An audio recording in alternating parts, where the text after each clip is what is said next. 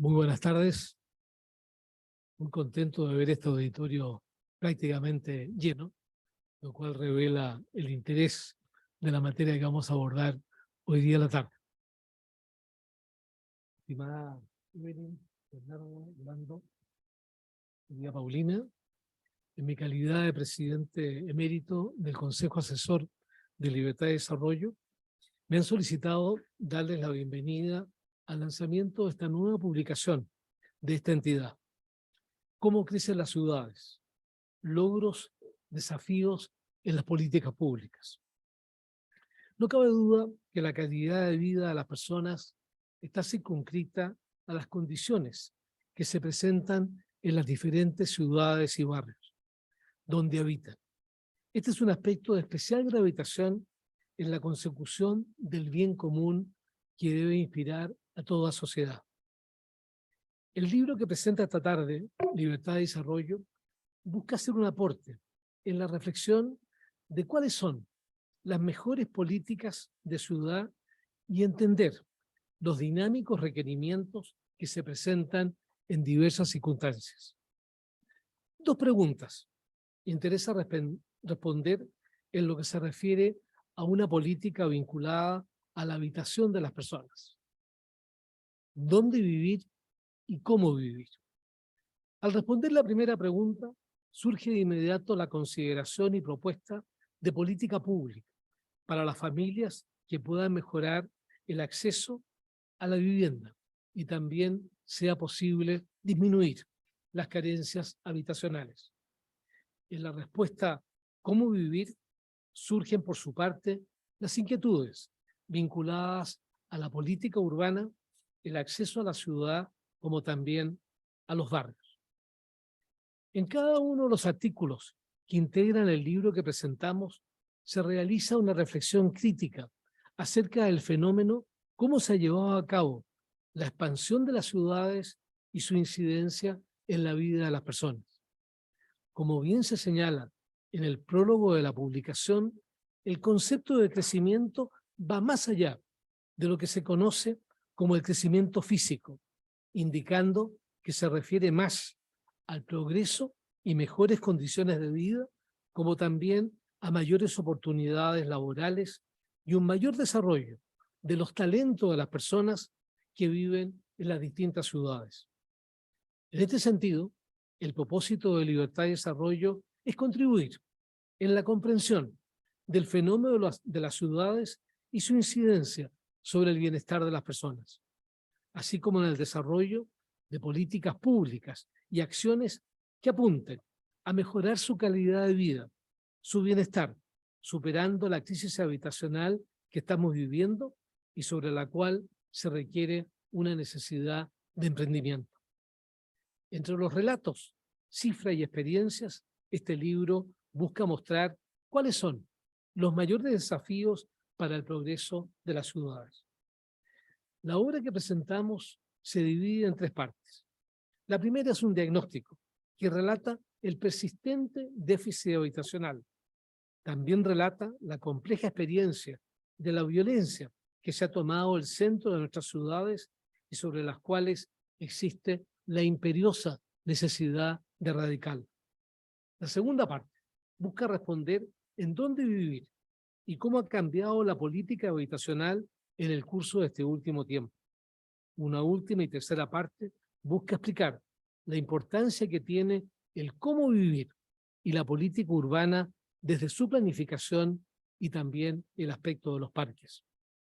Deseo expresar las felicitaciones de Libertad y Desarrollo a la editora de esta publicación, Paulina Genoch, quien ha destinado esfuerzo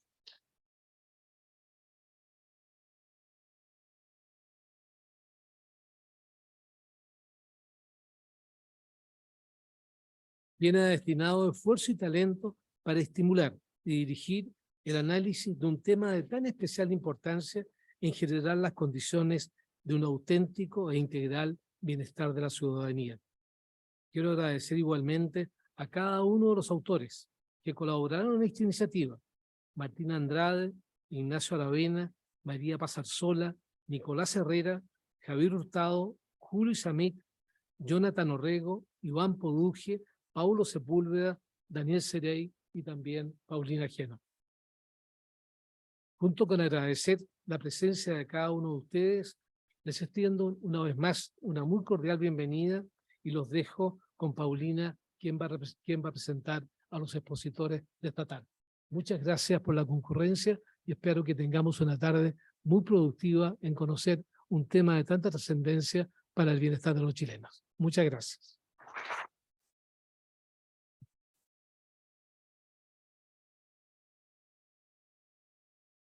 Antes de partir con el discurso, le pido por favor que mientras yo esté hablando ocupe los espacios para que todas se puedan sentar y esté lo más cómodo posible, no sean vergonzosos. Muchas gracias, don Carlos. Antes de presentar a nuestros destacados panelistas, queremos agradecer a cada uno de los autores de este libro por su trabajo reflexivo y riguroso. En este lanzamiento es también cuando la primera vez ellos ven el trabajo y el libro que hemos realizado durante un año. A Javier Hurtado, que muestra en su capítulo cómo se ha dificultado el acceso a la vivienda, cuáles serían los principales obstáculos que estarían limitando el tener una vivienda. A Ignacio Aravena, por su capítulo que examina la relación de la regulación y el desarrollo urbano, y por otro capítulo que realizamos en conjunto con María Pasarzola, que reflexiona cómo las carencias habitacionales son otro síntoma más de la pobreza y de la importancia de abordar la superación de la pobreza y la política habitacional de forma conjunta. A Iván Poduje, que relata en su capítulo La ciudad octubrista, cómo las ciudades comenzaron a vandalizarse y destruirse, y las graves implicancias que tiene todo lo que está pasando para el diario vivir. A Jonathan Orrego, que en su capítulo Política habitacional de trinchera muestra las recientes modificaciones introducidas en la política habitacional que fueron necesarias para construir más viviendas sociales integradas a la ciudad. A Nicolás Cerey y a Nicolás Herrera y Daniel Cerey por el detallado capítulo que explica la acelerada irrupción del arriendo. A Julio Samit, que en su rol de exministro de Bienes Nacionales relata la importancia de impulsar el rol social de la propiedad fiscal. A Pablo Sepúlveda, por su claro análisis en si los permisos de edificación estarían cumpliendo su objetivo para el desarrollo de proyectos. Y por último, a Martín Andrade, por su aporte y reflexión en su capítulo hacia dónde debemos avanzar en los próximos años para tener más y mejores parques urbanos. Martín muestra cómo los parques son un elemento fundamental para generar un mayor progreso en las ciudades y cómo en una época en que cada vez más personas viven en departamentos y edificios, los parques se han transformado en el patio trasero de miles de personas que en ellos buscan un lugar de encuentro para contemplar la naturaleza o generar distintas actividades recreativas. Un aplauso para ellos.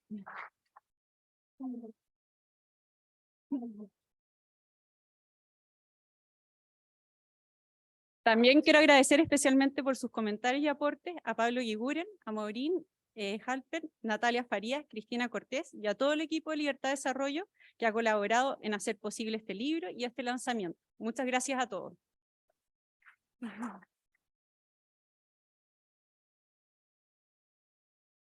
Les cuento que hoy nos acompañan 3 destacados panelistas que comentarán este libro desde su experiencia en el debate público y el rol que desempeñan en el desarrollo de proyectos de las ciudades.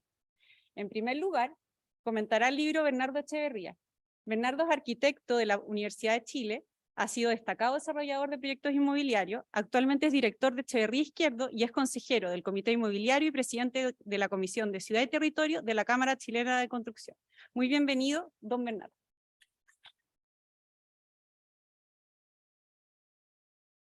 A continuación presentará Guillermo Rolando. Guillermo es ingeniero civil de la Pontificia Universidad Católica de Chile y magíster en políticas públicas de la Universidad de Harvard. Fue subsecretario de Vivienda y Urbanismo, es asesor internacional de políticas habitacionales y cofundador de las fundaciones sociales América Solidaria y Fútbol Más. Muy bienvenido, Guillermo.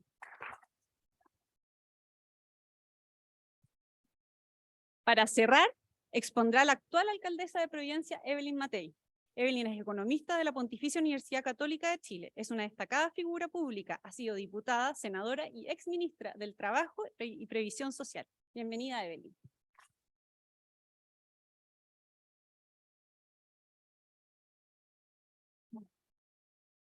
Sin más, los dejo en primer lugar con Bernardo Echeverría. Bueno, antes que nada, muy buenas tardes y quiero agradecer esta invitación, sobre todo por este esfuerzo de reflexión sobre vivienda y desarrollo urbano. Temas que tienen gran amplitud y complejidad. Y además, me gusta mucho que sea desde el ámbito de las políticas públicas, porque a diferencia de muchos ejercicios que nacen de la academia, esto nos obliga a reflexionar sobre decisiones que han de incidir, ¿no es cierto?, en las políticas futuras y en la formación de voluntades públicas tan necesarias para abordar estos problemas. Entendiendo la complejidad del fenómeno urbano, no se encontrará aquí abordados otros temas estratégicos del desarrollo urbano, tales como la gobernanza, los procesos de participación social asociados a esta gobernanza, la movilidad urbana, que está en la base de cómo se localizan las actividades de las personas. Tampoco otros como la infraestructura urbana, donde hay vacíos también muy importantes, particularmente en el área sanitaria, que hoy entra en colisión con la planificación de la extensión de la ciudad. Paulina ha hecho una breve reseña y me voy a concentrar lamentablemente en solo 3 temas porque me limitó el tiempo y podría estar hablando sobre este libro indefinidamente. Así que mi excusa, ¿no es cierto?, sobre los parques. Hay una estupenda exposición sobre una de las políticas, ¿no es cierto?, que se han asentado y consolidado en el país, ¿no es cierto?, y que es extremadamente valiosa a través de estos últimos años. O la exposición que hace don Jonathan, ¿no es cierto?, que transmite adrenalina. Ustedes dirán, ¿cómo un texto sobre políticas públicas transmite adrenalina? Bueno, él le echa la culpa a Guillermo. ¿Ah? Pero es interesante leer porque las políticas públicas en tiempos de normalidad no son lo mismo que en tiempos de emergencia. Y eso lo trasluce, lo traduce en su texto. Bueno, acceso a la vivienda. Magnitudes a considerar. Día atrás, en su editorial, La Tercera, esto fue hace 9 días, hablaba de un déficit de 654.000 viviendas. Uno oye cifras por arriba, cifras por abajo. Desconozco el origen de la cifra de La Tercera. ¿Sí? Y dice, concluye, el déficit está creciendo a razón de un 9% anual. Chupaya. Por cierto, las cifras discrepan de las que expone Paulina, y la tasa de aumento anual parece ciertamente exagerada. Pero la editorial, ¿qué nos está diciendo? Que hay una preocupación pública por un fenómeno que creíamos controlado. A principios de los 2000, ¿no es cierto?, se pensaba que estaba controlado, y que hoy día todas las señas nos muestran que está desbordado. Quisiera aprovechar este primer foco del libro para una reflexión. Si a principios de los años 2000, Techo para Chile hablaba de suprimir los campamentos para el año 2010, ese era su leitmotiv cuando mi hijo trabajaba ahí. El último reporte bianual del 2002 nos habla de un panorama dramático. Los hogares en campamento habían crecido en ese periodo bianual un 39%. Esto es un 19% anual. Dramático. El programa de emergencia habitacional 2022-2025, elabora ahora el MIMBU, de acuerdo a lo establecido en la nueva ley de integración social, se propone entregar 260.000 viviendas financiadas o cofinanciadas por el Estado. Hubiera esperado yo un plan de 10 años, pero la verdad es que el mandato se quedaba corto y era 4 y el ministerio no quiso ir más allá. ¿Sí? Bueno, el tema es que en este drama, como Cámara, nos planteamos, y ahí tuvo cierta importancia don Javier, que está sentado por allá atrás, ¿no es cierto?, una reflexión más allá de este cuatrienio, y es, ¿de qué estamos hablando? Entonces, hicimos un ejercicio prospectivo, que es distinto de los ejercicios, ¿no es cierto?, retroactivos que tienen implícito el hacer el análisis sobre el censo de 2017 y sobre la CACEN de 2020, que además tiene una dificultad. La CACEN de 2020 se hizo en condiciones de pandemia, entonces también tiene una serie de cambios metodológicos que la hacen no homologable exactamente a las anteriores. Entonces, nos producimos, bueno, vamos hacia adelante en este ejercicio perspectivo. Entonces, tomamos, ¿no es cierto?, como base el déficit de 2017-2020, y tomamos las proyecciones realizadas de población del INE, que por cierto son hipotéticas.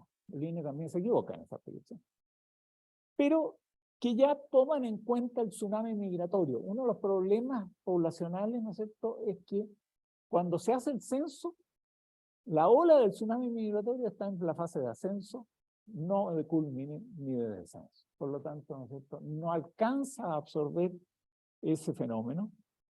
Y adicionalmente, ¿no es cierto?, supusimos, todo supuesto es discutible, por supuesto, que la tasa de crecimiento del número de hogares sería el doble de la tasa de crecimiento de la población que informaba el INE, tal como sucedió en el intercensal del 2002 al 2017. Y que está también en la base de algunos de los problemas, ¿no es cierto?, de proyección de política que hubo hasta el 2017. Tal como el último intercensal, suponemos, ¿no es cierto?, que el tamaño medio de los hogares va a seguirse reduciendo. Y esto tenemos distintos motivos para pensarlo. De partida les doy una cifra. Si en el censo del 2017 los hogares unipersonales habían pasado del 12 al 17 y tanto por ciento, ¿ya? Y uno se pregunta, ¿a dónde vamos? Entonces, basta mirar la cifra española. La cifra española está en el 26% de unipersonales. Entonces uno dice, vamos hacia el 26%, entonces mira la cifra de Alemania, y en Alemania es el 42%. Entonces estamos viviendo un cambio, ¿no es cierto?, de la estructura de los hogares, que Chile no va a seguir calcado ni a España ni a Alemania, pero que nos muestra una direccionalidad, ¿no es cierto?, y que uno debe asumir que el tamaño del hogar se va a seguir reduciendo. Bueno, sobre esas bases proyectamos las necesidades de vivienda a 10 años plazo. Y resulta que a 10 años plazo necesitábamos cubrir las necesidades de 1.400.000 nuevos hogares. ¿Sí? 140.000 al año. Ahora, esto, alguien me dirá, no es un tema, estos 140.000, que consuma la política del Estado. El Estado tiende a mirar privilegiadamente a los 3 primeros quintiles. Y por lo tanto, ¿no es cierto?, el resto no es tan figura del Estado. Pero la verdad es que no es tan así.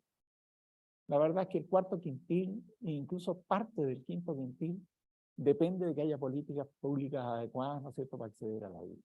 Entonces, no son neutros para la política del Estado. No implica que desfocalicemos la política de vivienda. Implica que es necesario tener varios focos. ¿Sí? Entonces, bajo ese escenario, de los 3 primeros quintiles, necesitaríamos del orden de 84.000, resolver la situación de 84.000 hogares al año, durante los próximos 10 años. Ahora, ¿debemos resolver todo eso con nueva vivienda? En estricto sentido, no. Digamos. Ahora, ¿cuánto no? Es difícil establecerlo, pero uno podría suponer que el 10% de esos requerimientos se pueden resolver eventualmente con ampliaciones de vivienda existente. ¿Sí? Y con eso bajaríamos la necesidad de vivienda nueva dentro de estos primeros 3 quintiles a 75.500 al año. Esto es 10.500 viviendas adicionales a las consideradas por el Plan de Emergencia Habitacional. Por supuesto, todas estas cifras ameritan discusión, pero justamente la provocación es a discutirlas. a meternos, ¿no es cierto?, en que este no es un tema del déficit pasado, este es un tema del déficit que se van construyendo en un proceso dinámico año a año. Esto sin entrar en los famosos bordes de la política habitacional que afectan principalmente al cuarto quintil. Hogares demasiado ricos para recibir subsidio del Estado y demasiado pobres e informales para acceder a un crédito hipotecario. En el libro se describen distintos programas, se insinúan algunas posibilidades de ajuste o complementación entre ellos, pero sería relevante también en una visión de futuro complementar esta reflexión con el tema del financiamiento. Y el financiamiento tiene dos patas. Una, la pata fiscal, y otra, la pata privada. Más o menos, ¿no es cierto?, el Estado ha ido subiendo, y lo subió en el presupuesto 2022, ¿no es cierto?, y lo ha mantenido para el 2023, más o menos al 1% del PIB para vivienda nueva. Estamos hablando del 5% del presupuesto fiscal.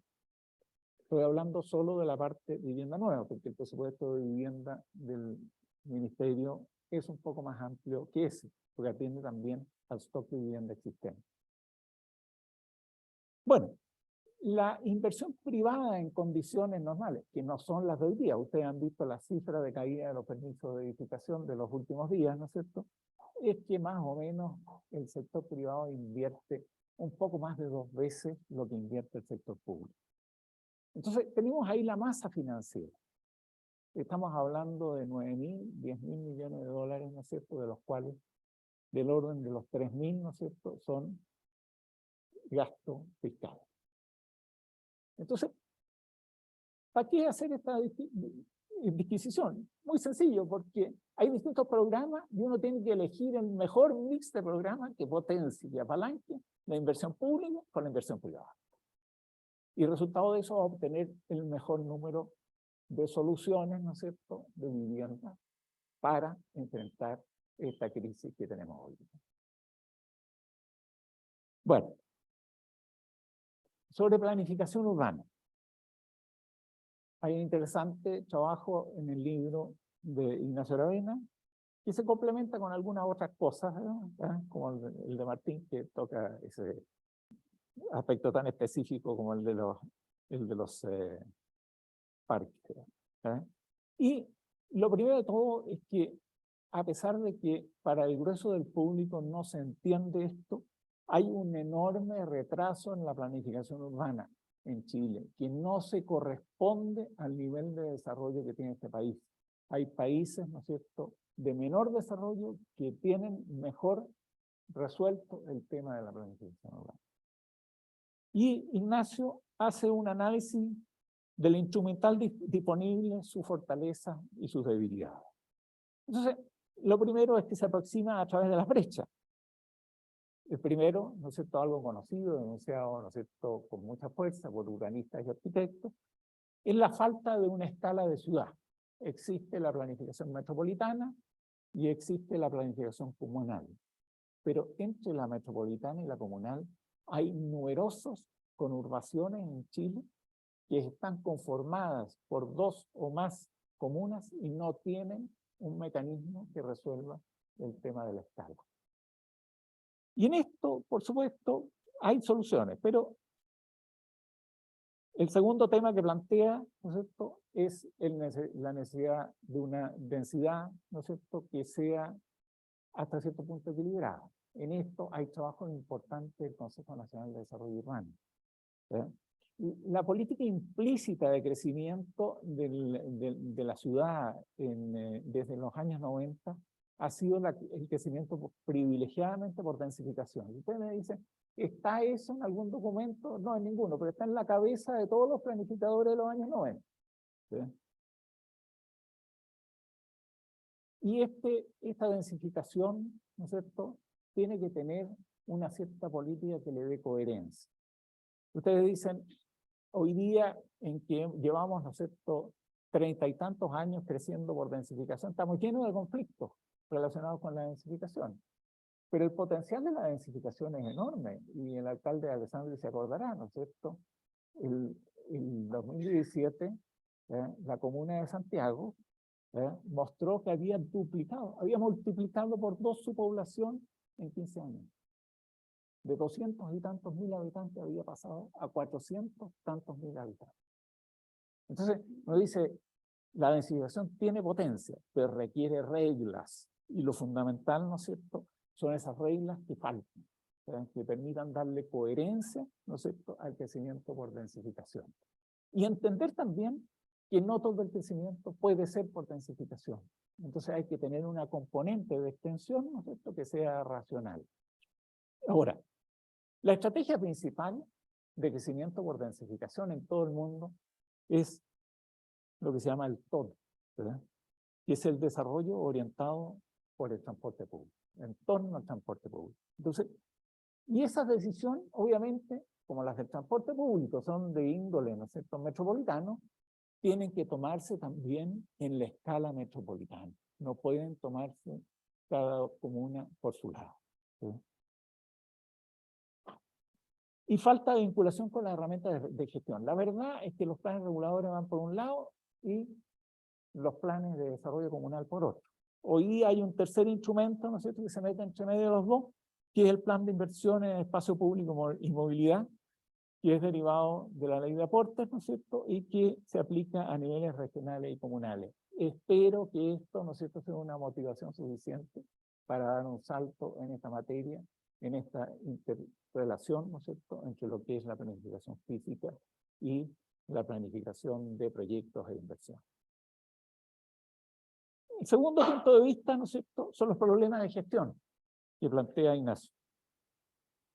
Lo primero, ¿no es cierto?, la construcción y validación de la imagen objetivo, o sea, hacia dónde vamos, qué es la propuesta que tenemos en carpeta para cambiar en la comuna, en la ciudad, en la región. El problema de cierre de etapas intermedias, la eterna recursividad, resulta que se resolvió algo, ¿no es cierto?, y luego se volvió atrás, ¿no?, en materia, ¿no es cierto?, de discusión intramunicipal, pero también en las consultas públicas. La alta discrecionalidad de las decisiones, o sea, basta un cambio de cualquier autoridad, ¿no es cierto?, y se echa todo para atrás, ¿sí?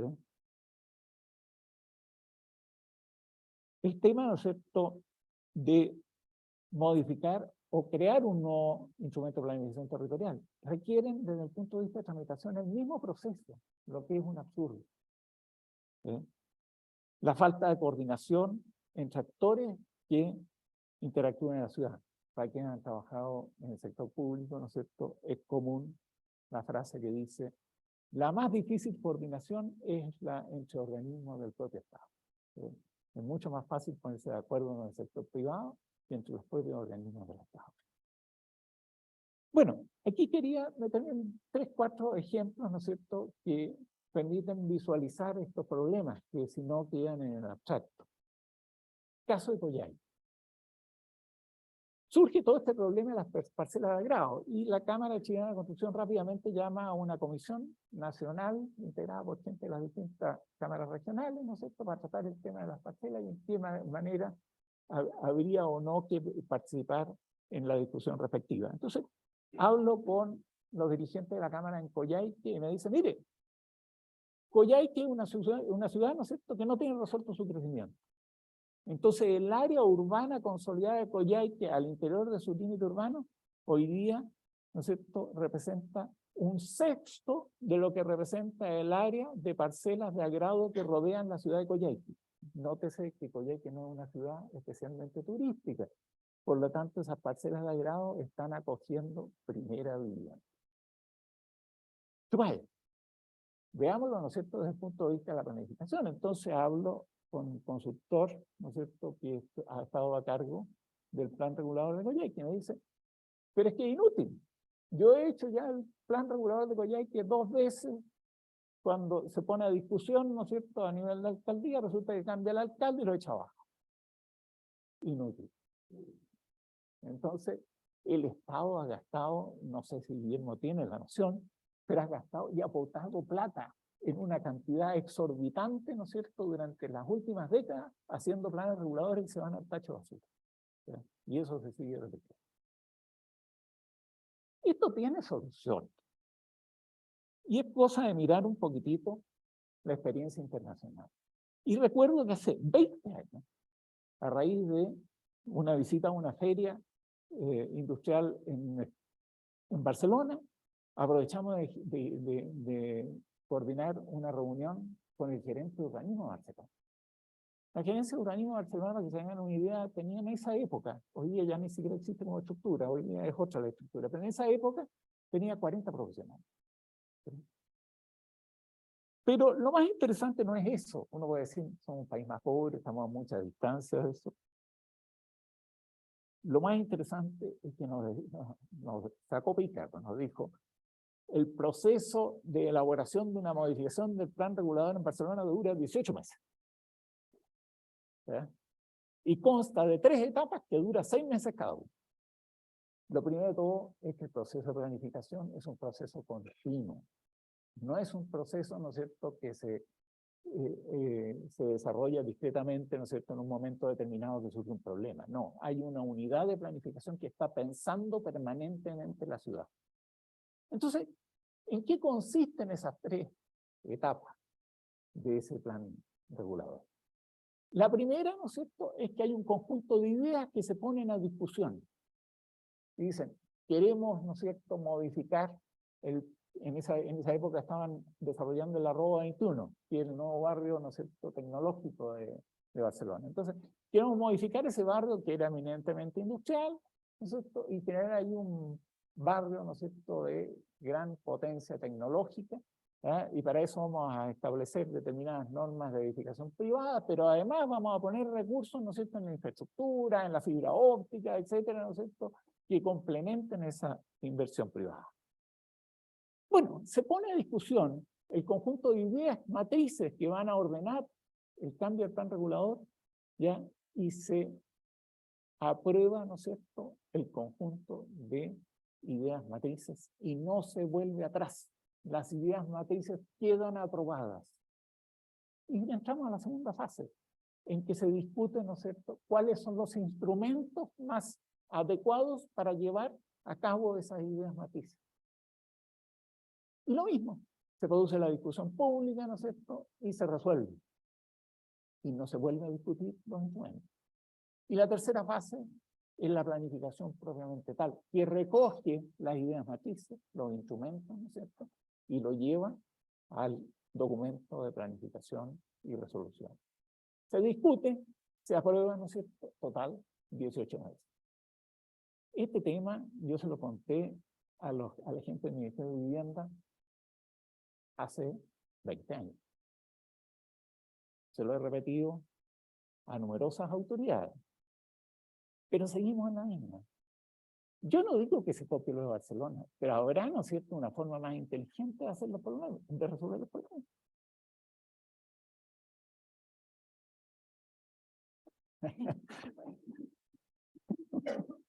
Oye, me voy a saltar otras cosas aquí, ¿verdad?, que están pasando en Chile, que son positivas también en relación a la planificación urbana. El trabajo que está haciendo aquí Martín, por ejemplo, en la Corporación de Ciudades.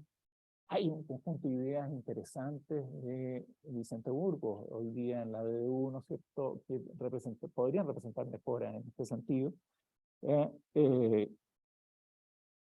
Y lo que sí no quisiera que quedara volando, ¿no es cierto?, es que es inentendible que a un año de gobierno no se haya convocado al Consejo Nacional de Desarrollo Urbano, ente que facilita enormemente la formación de acuerdos en política pública. Y me voy a saltar otros comentarios aquí, para ir a lo que me encargó aquí Paulina. Me dijo, no puedes, ¿no es cierto?, no tratar el tema de certeza jurídica. Y acá, ¿no es cierto?, hay un capítulo súper interesante que elabora Pablo Segura. No vamos a decir que cubre todos los temas de certeza jurídica. El tema de Plaza Iraña no pasa por ese capítulo, pasa por otros, digamos. La intención de Pablo, ¿no es cierto?, es tratar el tema de la certeza jurídica a partir de la propia institucionalidad, ¿no es cierto?, urbana. No de la ambiental, ni de la patrimonial, ni ninguna otra infraestructura, sino que lo aborda, ¿no es cierto?, a partir del enredo, del enmarañado ambiente que hemos armado, ¿no es cierto?, dentro de la propia institucionalidad generada por la Ley General de Urbanismo y Construcciones y el propio Ministerio de Vivienda. que tiene alta responsabilidad. La Contraloría se aprovecha de los vacíos del Ministerio de Vivienda. Al final, ¿no es cierto?, la Contraloría tiene un componente muy importante en los conflictos y lo hemos discutido, ¿no es cierto?, en la municipalidad, en ese tema. Por ejemplo, la delimitación de zonas, etcétera. El tema de los incentivos, ¿no es cierto?, que en algún momento lo tuvo parado durante varios años la Contraloría hasta que se logró hacer una modificación legal. Resulta que Providencia, ustedes conocen entre Costanera, Providencia, Nueva Providencia, está lleno de pasajes al aire libre. Todos ellos son resultado de los mecanismos de incentivo. Pero los mecanismos de incentivo no los inventó Providencia, están en la ley del año 31. Y todo el centro de Santiago, todo el sistema de galerías del centro, está, ¿no es cierto?, basado en los incentivos de generar un espacio comercial abajo y aumentar la altura, ¿no es cierto?, correspondiente a los edificios que se construirían arriba. Entonces, tuvo un freno, ¿no es cierto?, que afectó a Concepción, Viña del Mar, Providencia, etcétera. Otros problemas, ¿para qué voy a decir?, en la Municipalidad de Las Condes, etcétera. Pero bueno, el tema, ¿no es cierto?, es que toda la construcción se basa en el permiso de edificación, la construcción de urbanización. Y el permiso de edificación, ¿no es cierto?, que es la base fundamental de la construcción, está sujeto, ¿no es cierto?, a múltiples interpretaciones. Ciertamente interpreta las condiciones normativas sobre la base de un certificado de informaciones previas que informa las condiciones normativas. El arquitecto, el revisor de arquitectura, todos los proyectos grandes tienen que pasar por una revisión privada, y allí entra la Dirección de Obras Municipales, en que hay un nuevo intérprete, que es el director de Obras Municipales o su equipo. Bueno, el problema no existe si es que no hay conflicto de interpretación. El problema nace cuando hay conflicto de interpretación, y el conflicto de interpretación puede ser por los actores del proyecto, los actores contra el proyecto o dentro de la propia administración. ¿Sí? Y bueno, hay 3 instancias administrativas adicionales sobre la decisión del director de obra. Estos son la Seremi, la DDU, ¿no es cierto?, que tienen algunas especificidades, la Contraloría, y las decisiones de estas 3 instancias, ¿no es cierto?, pueden ser evidentemente discutidas ante el Poder Judicial. Esto se complejiza si solo en materia de norma urbanística la interpretación se debe hacer sobre disposiciones que emanan de 16 fuentes normativas distintas. ¿Sí? Para mayor complejidad todavía, hay 6 tipos de procesos administrativos contenciosos para impugnar el permiso de edificación. 3 instancias judiciales con este mismo objetivo y 3 instancias administrativas, además, que permiten a la propia Dirección de Obras Municipales dejar sin efecto sus propios actos administrativos. ¿Y dónde está la base del problema? Bueno, tenemos la maraña, ¿no es cierto?, administrativa, que es un problema, y tenemos el segundo problema, que es, ¿no es cierto?, los contenidos. ¿Sí? La falta de precisión, ¿no es cierto?, nos dice Pablo, acerca de qué se entiende por norma urbanística y cómo ellas pueden regularse o aplicarse en un instrumento de planificación territorial. Esta materia ha sido motivo de múltiples conflictos entre los municipios, el MIMBU y la Contraloría General de la República. Afortunadamente, algo se ha ido arreglando con algunas modificaciones normativas y legales en los últimos años. Y Pablo describe el proceso respectivo. Para ejemplificar un caso real, nos cuenta Pablo, y este lo conozco, pero no voy a hablar porque Pablo no quiso hablar, así que tampoco voy a hablar de qué caso se trata. Un particular recibe la aprobación de un anteproyecto. Esto sucedió, ¿no es cierto?, hace unos 2 o 3 años atrás. Y sin embargo, este anteproyecto es impugnado. Por lo tanto, se va a consulta de la Seremi. La Seremi dice que el anteproyecto es válido. Se va a la DDU. La DDU dice que el anteproyecto es válido. Pero una de las partes pide un pronunciamiento de la CGR y la Contraloría dice que tiene una diferente interpretación de la norma y que el anteproyecto no es válido. Y por lo tanto, no solo dice que no es válido, sino que además ordena arbitrar las medidas para iniciar el pertinente proceso de invalidación del respectivo anteproyecto y da 10 días además para abrir un proceso disciplinario en la Dirección de Obras Municipales respectivas por haber aprobado el anteproyecto. Por cierto, las decisiones de la Contraloría no son finales y uno puede siempre impugnar las decisiones de Contraloría en tribunal. Existe ese mecanismo. Pero esto nos muestra un poco la complejidad de lo que estamos hablando. Y por lo tanto, el autor, ¿no es cierto?, debe hacer un conjunto de proposiciones, ¿no es cierto?, tendientes a establecer caminos para resolver esto, y por cierto, Pablo las hace. ¿Ya? Y entre ellas, ¿no es cierto?, lo primero de todo es el deber del ministerio de meterse en la cabeza que tenemos un conflicto con el tema de la norma urbanística y que hay que mejorarla sustantivamente. Lo segundo es, ¿no es cierto?, establecer mecanismos y procedimientos simplificados. Por ejemplo, la existencia de un procedimiento administrativo único de impugnación de los permisos de edificación, que a su vez pueda ser impugnado jurisdiccionalmente, también mediante un único procedimiento. Adicionalmente, propone dar a las resoluciones de la DU y la Seremi en el ámbito administrativo el carácter de cosa juzgada, que puede ser cuestionada por la CGR, pero puede ser cuestionada hacia adelante, nunca hacia atrás. Quiero decirle que es bien común esto, que la CGR dice la interpretación de esta norma es tal y siempre debió haber sido tal. Y eso afecta, ¿no es cierto?, decisiones, ¿no es cierto?, sobre planos reguladores, contenido de planos reguladores, que lo está declarando en ese sentido, ilegales, ¿no es cierto?, y de los permisos que derivaron de ese instrumento de planificación. Bueno.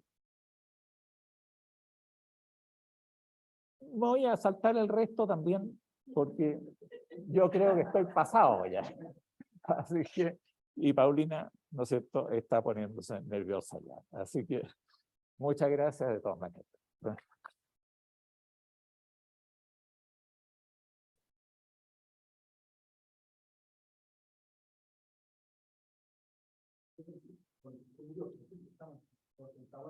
Lo primero, muy buenas tardes. Es un honor estar aquí. También Bernardo, el compartir este panel y que llevamos años en esto, soñando, ¿no? Por lo que estoy recién conociendo, y la verdad que me emociona por todo lo que nos ha tocado ver, temas muy difíciles, complejos, pero cuando las cosas se hacen en equipo, como que algo ocurre, ¿no? Es algo básico que empieza a ocurrir. Algunas cosas, reflexiones para compartir, que cuando venía para acá me acordaba, ¿no?, que de algunos de estos reportes de Naciones Unidas años atrás, creo que el 2006-2007, que decía que en ese entonces, que siempre haciendo estos análisis demográficos, el 50% más uno, sumamos un ciudadano más, un ser humano más, ya estaba viviendo en ciudades. ¿Por qué lo pongo? Porque en el fondo de la historia de la humanidad, el que más seres humanos vivan en ciudades respecto a no ciudades es un fenómeno de este siglo, imagínense. En el caso chileno, más o menos solo en la década del 20, hace casi 6 años que pasamos ese umbral. ¿Y por qué lo pongo a la mesa? Porque es un tema que para nosotros como seres humanos, nuestra evolución es un tema que es súper reciente, que nos tiene vueltos locos, ¿sabes? Como se planteaba muy bien, creo que usted lo planteaba al inicio, esto es un tema de cómo convivimos, es así de difícil, de desafiante, como los seres humanos que tenemos que suplir nuestras necesidades básicas, y a medida que una teoría más loco, a medida que vayamos avanzando, después empiezan anhelos, desarrollo y otras cosas, pero creemos que en las ciudades donde encontramos cuántos, por las pegas que tenemos en tantos años, ¿no?, han soñado, ¿cierto?, desde la ruralidad a moverse a las ciudades para poder vivir mejor, convivir mejor, y nos encontramos con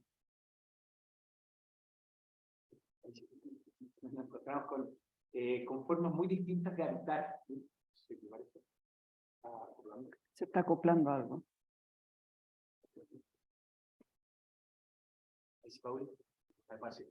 Y estas distintas formas de habitar es bien interesante, por pegas que antes del ministerio, después del ministerio, hace poquito me tocó estar en Indonesia, también por trabajo en estas cosas, en Yakarta, la agencia de Yakarta, hoy día, junto a los seres humanos, una de las zonas metropolitanas más grandes, más de 30 millones de habitantes, todos juntos. ¿Tá? Imagínense, la decisión del gobierno de Indonesia es cambiar la capital, cambiar la otra isla, que estaba a Borneo. Imagínense, es como que cambiemos la Arica por la también por trabajo, me estar un poquito en Nairobi, con otras variedades, y los desafíos y van evolucionando. Y ahora lo quiero empezar a conectar un poquito con las experiencias de todos, ¿no? Y voy a estar aterrizándolo directamente al libro que en este análisis permanente uno solo aplaude, obviamente. Bernardo fue viendo muchas de las cosas, que como sociedad estemos permanentemente reflexionando en cómo hacerlo mejor. Esto es tan multifactorial y tan difícil y tan complejo que solo en este libro hay unas sinnúmeros de temáticas, o sea, estamos tratando de analizar, tratando de evaluar, tratando de estudiar nuestras urbes desde el punto de vista, imagínense, del déficit, desde las normativas, desde los temas de los parques urbanos, desde los puntos de vista hasta desde el arriendo, desde el acceso al suelo, desde los deterioros. Imagínense la cantidad de las diversidades, ¿no? Solo para hacer una analogía en el ministerio, que me ha tocado, a mí en el ministerio veo muchos amigos que nos ha tocado trabajar por años, ¿no? En distintas etapas, que lo conozco muy bien y lo siento muy cercano, distintas etapas, es que hago un análisis muy lineal, menos simplista, pero importante transmitírselo. Más o menos en los 80 y los 90, el Ministerio de Vivienda y Urbanismo, básicamente, gran parte de las energías y los pocos y los análisis eran puestos en lo que uno le llamaría la unidad, la vivienda, ¿no? Déficit, cuántas viviendas, qué tipo de vivienda, cómo se financia, dónde se ubican, unidad, vivienda, propiamente tal, ¿no? Con todos los aciertos y desaciertos que tuvo esa mirada, ¿no? Después de 30, 20 años somos todos buenos generales, yo no me acuerdo jugar, solo quiero transmitir lo que estoy pasando desde el ministerio. Después, más o menos, de la década del 2000, cambio de milenio, empieza a aparecer con mucha más fuerza el concepto del barrio, ¿no? Mi barrio, todo, ya, el concepto de la unidad empieza a crecer. O sea, no es que no nos damos cuenta, yo creo que hay que ser muy honestos con nosotros mismos.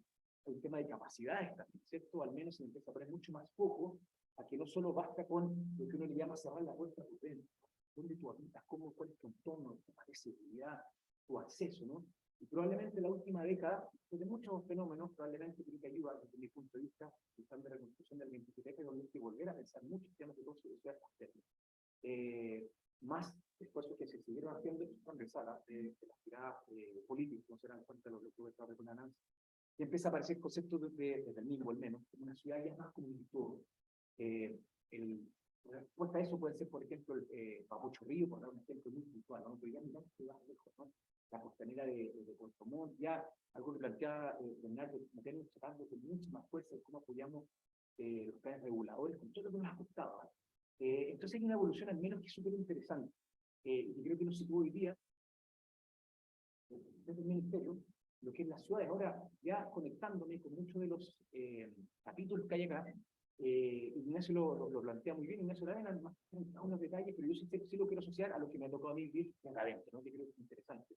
Nos ha costado un mundo ponernos de acuerdo entre los ministerios, y aquí no estamos ni los buenos ni los malos, no es todo el mundo. Solo Ministerio de Vivienda somos siempre en global, que ya no estoy, 6.500 funcionarios, imagínense, David Magallanes, y con miles de programas, manejando entre todos, imagínense, unas cifras enormes. Ya el ponernos de acuerdo básicamente empezó a depender más allá de la Comisión Civil, que conoce muy bien las orgánicas, ¿no? Que son nuestro espacio de coordinación interministerial, pero empieza a depender ya mucho de las buenas relaciones que hay entre autoridades o equipos técnicos, y eso claramente se te desarma. En cualquier país del mundo se te desarma, no puede ser que dependa salud se viene conviviendo solo si hay buenas relaciones o no, o si tenemos casi que ese día estamos de acuerdo. Claramente hay un error bien estructural. Imagínense la cantidad de viviendas que se hace que son insuficientes, por ejemplo, la de eso, pero son muy detenidas en soluciones. Y poniendo toda la sinceridad que la mesa, el análisis que hacemos, bueno, ¿y dónde están los centros futuros? Por ejemplo, asistenciales de salud, educacionales, o temas de deporte. La verdad es que se ha construido un poco uno sobre el otro. Y claramente tenemos un desafío enorme. Ni hablar, como lo menciona muy bien Bernardo, desde el punto de vista de la dificultad del instrumento de planificación territorial. Creo que lo estoy pidiendo muy bien toda esta dificultad, yo digo primera fuente. nos pasa eso. Yo tuve un estudio, ya muy poquitos meses en el ministerio, y de 35 planes reguladores, hay como para responder un poco, Bernardo, parte de tu pregunta, de que se había financiado, el ministerio financia bastantes estudios, ¿ah? Para apoyar a los municipios, solo 2 habían pasado etapas más adelante, el resto se trampa por muchas cosas, políticas, técnicas, etcétera, etcétera, no, yo sé que no ahora el detalle, ¿no? Pero claramente tenemos un desafío como país gigante. Después también que mi gran y querido amigo Pablo Sepúlveda, que está acá, que me ha tocado trabajar juntos, cuando menciona todas las dificultades de las certezas jurídicas y también de primera fuente. Nosotros tuvimos no sé cuántas reuniones con los directores de obra, de las aduanas, para intentar de ver, bueno, cuáles de todos estos temas de esta maraña, como menciona muy bien Bernardo, podemos de alguna manera dilucidar, ¿no? ¿Qué responsabilidades de ellos? ¿Cuáles son de los revisores independientes? ¿Cuál es el privado? Etcétera, etcétera, ¿no? O sea, vienen siendo algunas cosas, pero claramente estamos en una deuda importante.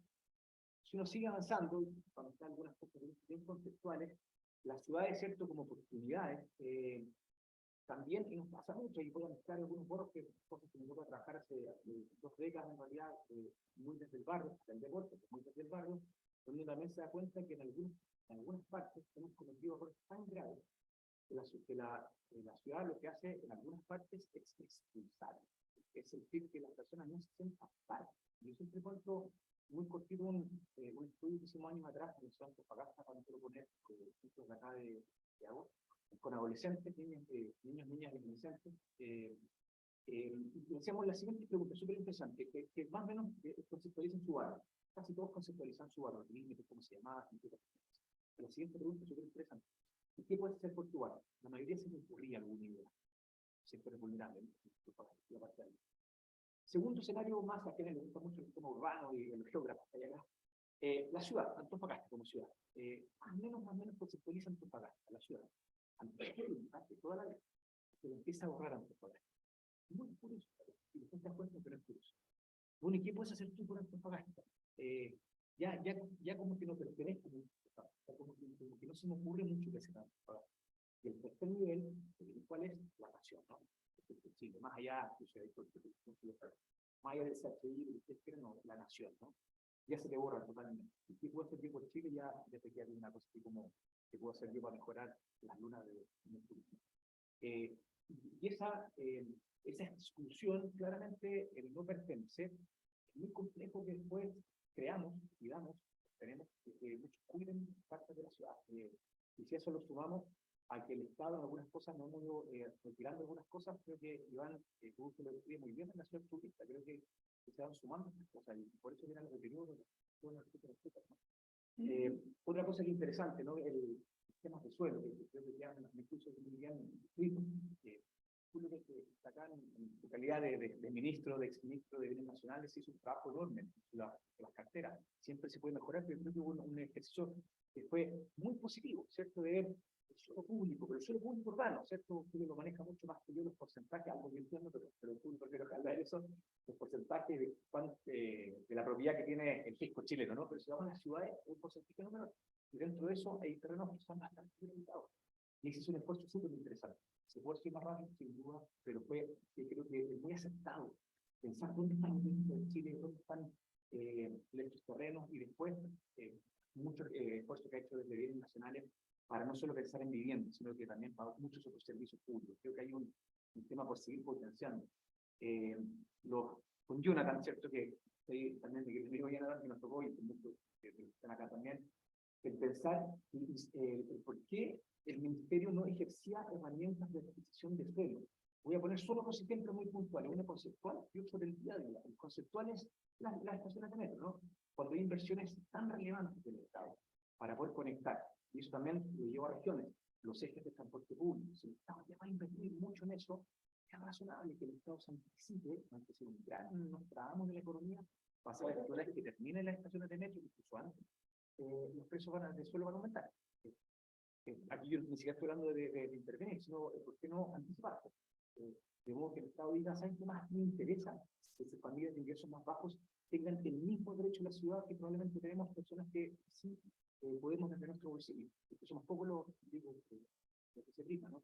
Esa es una analogía. Y la segunda es súper interesante. Algunas reuniones que me acompañan algunos de ustedes, que veo a América, acá hay muchos que nos están acompañando. la clásica discusión que te duele a ti también, cuando te juntas con el comité que dice subsecretario o el cargo que no tenga, lo mismo, ¿no? Llevo 5, 6, 15 años esperando. Pero también tengo, también me pongo en sus zapatos y digo, aquí algo tengo que hacer distinto, no le puedo decir, siga el mismo, siga la fila de alguna manera, ¿no? Y me acuerdo una frase que me marcó mucho, que nos decía, nosotros estamos dispuestos a salir a vulnerabilidad, a poner más recursos a la mesa, pero que nos aseguren que vamos a vivir en tal lugar. Eso por lo menos nos produce la ansiedad, nos hace cosas. Y ahí se me ocurren estas herramientas de poder comprar suelo, de poder gestionar, activar. Y la verdad que se ha ido comprando un número importante de gestión de suelo, que ha ido siendo bastante transversal. Javier, que está ahí, también aprovecho de saludar a Javier, que nos conocemos hace muchos años, hace tiempo que nos viene alertando. Por lo menos me consta a mí, seguro que Javier, conocemos su capacidad hace mucho más tiempo, a mí me consta hace más de un año. Nos viene alertando de cómo viene aumentando los precios del suelo, los precios de la vivienda, y cómo esto se desacopla respecto a los ingresos de las familias.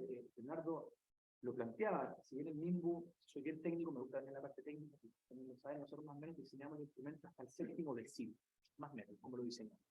Y nos damos cuenta en los últimos años que ni siquiera estamos llegando ahí, sino que el Estado tiene que de alguna manera intentar aportar un poco más arriba, y que nos cuesta un mundo. Y ese desacople, y la gran temor, supongo ese lenguaje, es que cuando uno ve economías más avanzadas que la nuestra, ese desacople como que la sigue presionando. Yo creo que hay que hacer cosas distintas, muy para poder atender este punto. Otra cosa también para asociarlo a los temas del día a día, está Martín Andrade acá, me gusta cuando Martín menciona de alguna manera que los parques, sabemos, pero cuando lo grafica, lo visibiliza con la experiencia que tiene Martín del lado humano también, pasan a ser los parques el patio de muchas familias. Esto cuando nosotros hablamos de densificaciones, significa que más familias viven en altura. Eso es densificar, ¿no? En su mayoría de las cosas también se densifica en extensión, pero la mayoría de las ciudades son en altura, y eso significa que al menos tu patio directo, o este pequeño lugar donde vives, pero principalmente pasan a ser los espacios públicos, que son lugares de excelencia, de integración y de interconexión social.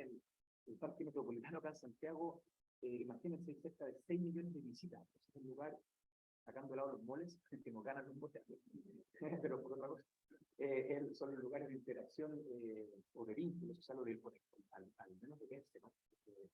Nosotros, pues muy masivo, y creo que está haciendo un esfuerzo muy grande en cada uno de estos temas. También un capítulo acerca de los arriendos. Creo que estamos de acuerdo que el arriendo es una muy buena herramienta, tal vez transitoria hacia la propiedad, que es urgente, pero creo que también es interesante sin dejar de lado nuestra idiosincrasia, ¿no? El sueño de la casa propia, yo creo que es algo que está muy arraigado. Para ir cerrando algunas de las cosas, a mí lo que me gusta tanto son los representantes del sector privado, de la academia, de las fundaciones, personas quienes pasaron por el Estado, y por eso que el libro es tan rico en sí mismo.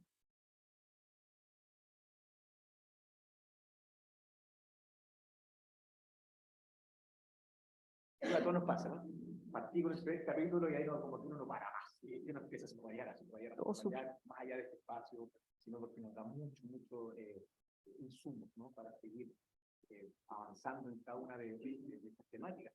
Y tal vez para ir poniéndolo ya como cuestiones finales, yo creo que hay que reconocer con mucha fuerza, a pesar de todas estas dificultades que también ocurren en muchos países, pero en los últimos años han aparecido, Bernardo mencionó varios, actores internos, externos, exógenos, como quieran verlo, que esto vuelve como a sacudir todos los parámetros, ¿no? El flujo migratorio vulnerable, ni hablar, o sea, con todas sus cosas positivas y todos sus externos que también han sido muy difíciles de algunos lugares. La pandemia nos vuelve a sacudir como ser humano, eso obviamente en todas partes del mundo, pero tiene incidencia. Los temas económicos, de inflación, las incertezas, ¿no? Las dificultades políticas, sociales. Esto claramente genera un escenario que hace cada vez más difícil cómo seguimos adelante. Sí, quiero transmitirlo, venía pensando, al menos lo digo de primera fuente, y no porque estuve justo un fin de semana por un cargo difícil, sino 4 años, porque los sí en estos temas se logra mucho consenso. Yo creo que Y quiero dejarlo a la mesa. Con los parlamentarios de las distintas bancadas, Garita Magallanes, que le ponemos a la mesa, matices más, matices menos, la verdad que hay un ánimo fenomenal de llegar a acuerdos. No me quiero referir a la ley de integración social, pero creo que es un esfuerzo de eso, partimos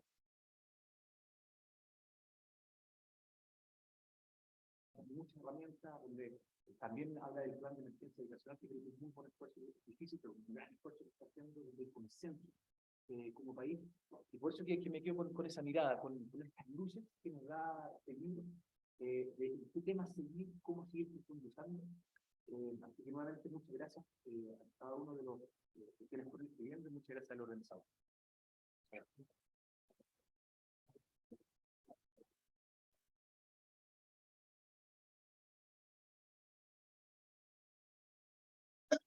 ¿No? Acá. Hola, buenas tardes. La verdad es que un gusto poder estar acá. Gracias por la invitación y además con estos dos panelistas que tienen tanta experiencia y que han aportado de distintos puntos de vista. Yo la verdad que me leí el libro completo, se los recomiendo. Son muchos los distintos autores. Cada uno enfoca el tema de la vivienda y de la ciudad y de distintas maneras. Y la verdad es que uno aprende de una manera impresionante. Yo obviamente quisiera verlo desde el punto de vista de lo que me toca a mí hoy día, que es una municipalidad. Y en ese sentido, el capítulo, por ejemplo, de regulación y desarrollo urbano, ¿no es cierto?, de Ignacio Aravena es enormemente interesante. Básicamente habla del divorcio completo que existe entre los planos reguladores, que son a nivel comunales, con todo lo que significa la inversión, de cómo vamos a ir planificando dónde va a vivir la gente, dónde se va a desarrollar la ciudad. Pero me gustaría también mostrar las cosas que nosotros vivimos como alcaldes. Lo que dice Ignacio, y yo estoy muy de acuerdo, es que no podemos seguir solamente sobre la base de planos reguladores comunales. Y no solamente por todas estas cosas que él dice, que está básicamente que no considera un municipio, por ejemplo, cambia su plano regulador, pero eso va a tener efecto en las comunas aledañas. Y eso va a tener efecto sobre los precios de las comunas aledañas. Y eso va a tener efecto sobre la movilidad. Y eso va a tener efecto sobre las inversiones. Y las inversiones debieran haberse previsto sobre la base de esos cambios reguladores. Es decir, es demasiado chico el ámbito del plano regulador. Pero además yo quisiera agregar que como alcalde uno está sujeto a cualquier cantidad de presiones. Y por eso que efectivamente debiera ser más allá de una municipalidad. Por ejemplo, nosotros en este minuto estamos haciendo un cambio en el plano regulador del Aguilucho. Un sector pequeño hacia el sur, básicamente en el límite con Ñuñoa. Entonces ahí nosotros tenemos dos tipos de habitantes. La gente joven que se fue a vivir allá y que no quiere que le cambie nada. Que no se densifique más, que no haya más gente, ellos están contentos viviendo así. Ojalá le declaráramos además monumento histórico o algún tipo de protección para que no cambie nada. Y hay otros que en realidad se murió el dueño, hay una sucesión, lo único que quieren es vender. Y por lo tanto lo que quieren vender al mayor precio posible. Entonces nos piden por favor densidad enorme, ojalá altura ilimitada, en unas calles de este porte, obviamente, en unos predios que no dan. Y tú dices, a ver, pero ¿cómo tú haces ahí el bien común? Cuando en realidad eso está lleno ya de gente que tiene una situación particular. Tú ahí, en ese caso, es bien difícil hacer un plano regulador que uno diga, ya, aquí en realidad vamos a tener viviendas sociales, vamos a densificar, porque está lleno de presiones. Entonces, cuando uno empieza a hacer un cambio en el plano regulador, lo que ve el alcalde es básicamente los intereses particulares de la distinta gente que vive ahí. Uno ve, por ejemplo, que llega el metro a un lugar. Qué rico que llegue el metro para subir mi casa. Sí, pero yo quiero vivir en mi casa. No quiero un edificio al lado. Y uno dice, bueno, pero ¿para qué se hizo esta tremenda inversión del metro para que existan básicamente puras casas de 2 pisos? No, es que eso es lo que quiero. Entonces, lo que uno ve es que los instrumentos que tenemos no solamente son inútiles, no conversan entre sí, sino que además son de un ámbito tan pequeño que están finalmente sujetos a todo tipo de presiones de la gente que vive ahí. Entonces, uno realmente debiera ir a un tipo de planificación de mucho más largo plazo, donde realmente converse qué es lo que va a hacer transporte, dónde vamos a comprar sitios como Estado, dónde vamos a hacer desarrollo de vivienda social, porque si eso no está coordinado, como efectivamente, ¿no es cierto?, nos cuenta Ignacio, que no está coordinado, pero que se puede coordinar, que en otros países sí se coordina. Si uno no hace eso, vamos a seguir, ¿no es cierto?, con una ciudad absolutamente disgregada, mal pensada, etc. Yo quiero contarles que nosotros, por ejemplo, hay casos en que sí se puede hacer una planificación. Por ejemplo, yo veo aquí a Ricardo Abuawat, que nos está ayudando en varios temas. Pero uno de ellos es, nosotros de repente nos empezamos a ver que había toda una parte de Providencia que estaba llena de hospitales, ¿no? Se está construyendo ese tremendo edificio donde está el Salvador, el Hospital Salvador, va a estar el geriátrico, está el de neurocirugía, un poco más allá el hospital, ¿no es cierto?, de los niños, el Calvo Maquena, un poco más allá el del cáncer, de la Fundación López Pérez, etc. Bueno, ¿y quién se ha preocupado de cómo llegan esos pacientes? ¿De dónde estacionan? ¿De dónde viven las familias de los pacientes? Porque muchos de esos hospitales son, ¿no es cierto?, a nivel nacional. Son hospitales de gran especialidad y por lo tanto podemos tener pacientes que vienen de Punta Arenas, de Arica, vienen acompañados por alguien, no tienen dónde quedarse.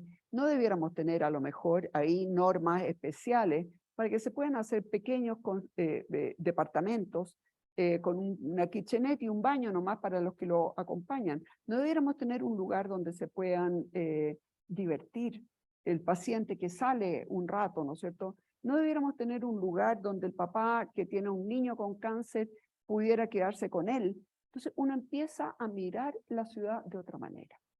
Y en ese sentido estamos explorando la posibilidad de hacer un plano que considere todas estas cosas. ¿Dónde se van a divertir? ¿Dónde van a vivir? ¿Dónde van a comprar? ¿Dónde cuando salgan van a ser acogidos?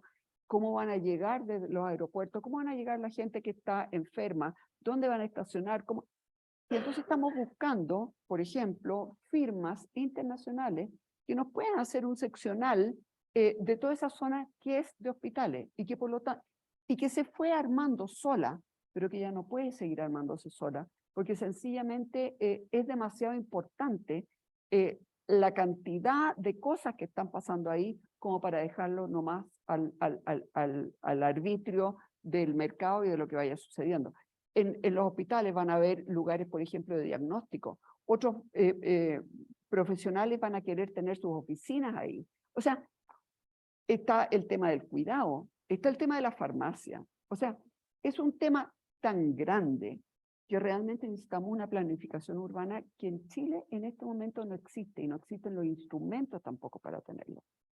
Entonces, cuando uno está desde el punto de vista de la municipalidad, uno ve que los instrumentos del PRC, por un lado, quedan chicos, porque son demasiado las interacciones, y por otro lado, uno dice, ¿cómo planifico esto? Que significa muchas otras dimensiones que no están contempladas en el plano regulador. Entonces, la verdad es que este tema es fascinante. Estuve conversando un rato con Ignacio, porque en realidad hay mucho que aprender de otros países. En otros países, este tipo, ¿no es cierto?, de regulaciones especiales para zonas que son especiales, vienen haciéndose hace 20, 30 años atrás, y uno mira y uno dice, bueno, eso es lo que quisiera. Ahora, es bien difícil hacer eso en una ciudad que de alguna manera o en una comuna que ya está bastante consolidada como Providencia. Pero siempre se puede hacer mejor. Eso, por un lado. Por otro lado, veíamos, ¿no es cierto?, el tema de la certeza jurídica. Pero no es solamente la certeza jurídica, es hasta qué punto una comuna puede decidir qué es lo que quiere ser. Providencia tiene el tema, ¿no es cierto?, de que tenemos hospitales, tenemos colegios, tenemos muchas universidades, tenemos mucha gente que quiere venir a divertirse acá, porque hay muchos restaurantes, hoteles, etcétera, bares, y tenemos gente que quiere vivir y que quiere poder dormir en la noche. Algo tan sencillo, ¿no es cierto?, y básico como querer dormir. Eso crea una tensión enorme. ¿Cómo eso se va juntando? ¿Cómo eso se va fiscalizando, planificando? ¿Cómo se va haciendo compatible? Entonces, por ejemplo, en la Municipalidad de Providencia, hace muchísimos años atrás, se prohibieron las bodegas. ¿Por qué se prohibieron las bodegas? Bueno, porque Providencia está al centro de la ciudad. Y por lo tanto, un metro cuadrado de bodega puede ser inmensamente valioso para poder hacer, ¿no es cierto?, el delivery y todo lo que es el abastecimiento de distintos negocios. ¿Qué mejor que estar con una bodega en Providencia? Eso no puede significar que la gente se vaya, porque no es grato estar al lado de un lugar donde estacionan a cada rato camiones, donde suben y bajan cajas, donde hay los camiones tienen que entrar, salir, hay un problema con el tráfico feroz, en fin. Pero entonces viene la Seremi de Salud y dice que una bodega en particular no hace daño al medio ambiente y no hace daño a la salud. Entonces nos obligan a nosotros a construir bodegas. Y nosotros estamos diciendo que no vamos a construir bodegas. Y entonces tenemos ahí, ¿quién decide? Decide el plano regulador, decide cuál, porque imagínense barrios en que finalmente van saliendo la gente que vive ahí y se transforma en un barrio de bodega. Eso significa que es un barrio que el sábado y el domingo está muerto. Muerto. Es lo que nos ha pasado, por ejemplo, con Providencia. Providencia está muerto el fin de semana. Porque se han instalado muchos bancos que están cerrados el sábado y el domingo, se han instalado muchas oficinas que están cerradas el sábado y el domingo, y finalmente tenemos barrios muertos. ¿Qué pasa en los barrios muertos? Bueno, empiezan las incivilidades, ¿no es cierto? Entonces nosotros, por ejemplo, estamos tratando de hacer esfuerzos para tener, bueno, gracias a Dios, conseguimos que nos devolvieran el mercado de Providencia. Eso lo queremos transformar en un mercado como, por ejemplo, lo que hay en España, en Europa, que estén abiertos sábado y domingo, donde uno se pueda ir a comprar la lechuga, la carne, qué sé yo, pero también donde puede ir a comerse una empanadita con algún amigo y qué sé yo. Pero estamos viendo cómo le damos vida a calles que hace 40 años atrás uno no existía si no estaba en Providencia y que hoy día pasaron a estar muertas. ¿Cómo le damos vida a eso? Entonces, pero a lo mejor una vivienda social en ese sector también le daría vida. ¿Y cuáles son los lugares que podemos reconvertir? ¿Y cómo podemos comprar esos lugares para ir reconvirtiéndolos? ¿Y cómo, si sabemos que va a haber un metro, podemos comprar esos terrenos? Porque sabemos que va a subir de valor. Y porque qué mejor que poder tener también vivienda social en Providencia cerca del metro. Entonces, son todas cosas con las que uno se ve enfrentada como alcalde y que están todas muy descritas acá. Ahora, ¿qué es lo que me pasa? A mí me gustaría que algunos de los problemas que están descritos acá los pudiéramos ir solucionando. Entonces yo pensaba que a lo mejor, Paulina, podríamos avanzar sobre la base de este libro y decir, ok, por ejemplo, el tema de la certeza jurídica es fundamental. Bueno, hagamos un seminario con todos los DOM. Nosotros les ayudamos, hagamos un seminario con los alcaldes, pongámonos de acuerdo, efectivamente, porque yo les digo, a mí me ha tocado recursos de invalidación, de ¿Y qué hace uno? Tuve que empezar a estudiar de verdad normas urbanísticas y yo, bueno, me hice asesorar obviamente por buenos arquitectos y revisores y creo que en algunos casos efectivamente había habido una norma que no había sido bien valorada, pero también les quiero decir que nuestro DOM tiene 15 días para pronunciarse, cuando son 3 edificios que vienen además con un informe previo de un arquitecto revisor. Y uno dice, en 15 días lo puede revisar. Y además, ¿por qué le voy a hacer un sumario si efectivamente hay distintas interpretaciones? O sea, realmente aquí hay un tema de certeza jurídica que lo tenemos que ver. Bueno, juntémonos,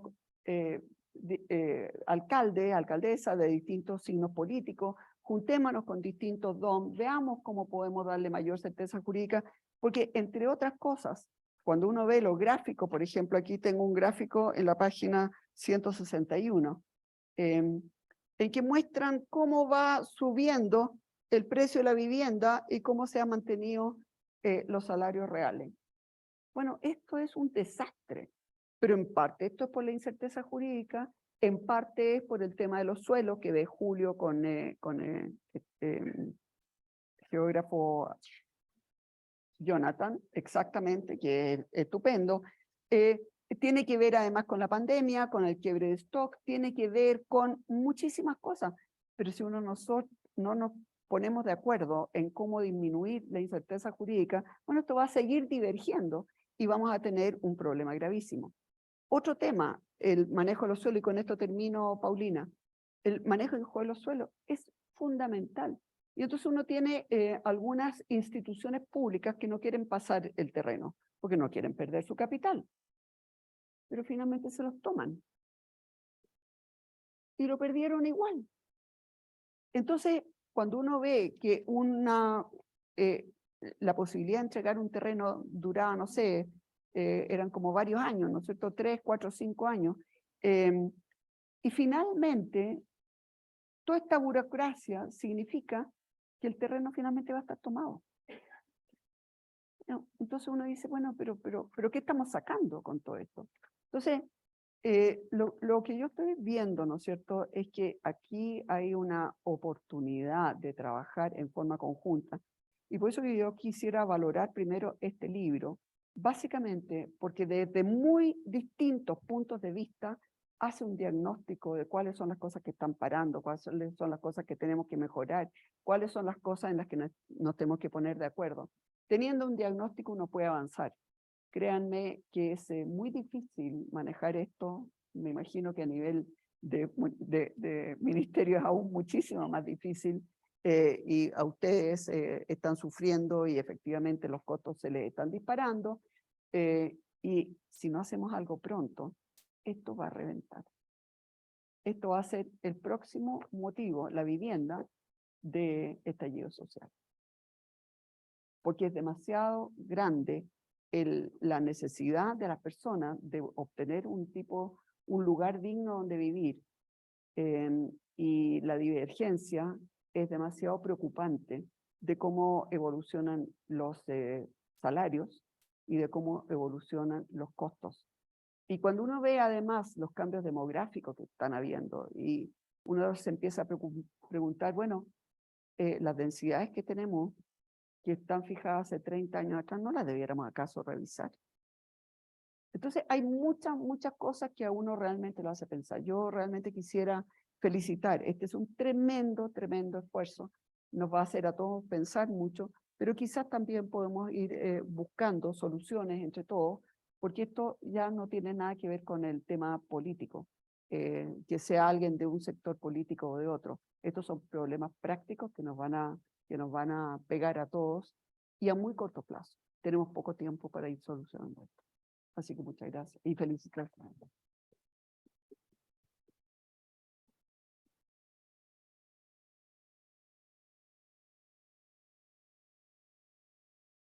Muchas gracias a nuestros destacados expositores por sus reflexiones y comentarios sobre el libro. Como dijeron, es una invitación a seguir pensando acerca de las soluciones. A los autores y a todos ustedes por acompañarnos el día de hoy. A continuación les invitamos a un cóctel y también a seguir conversando y a comprar el libro.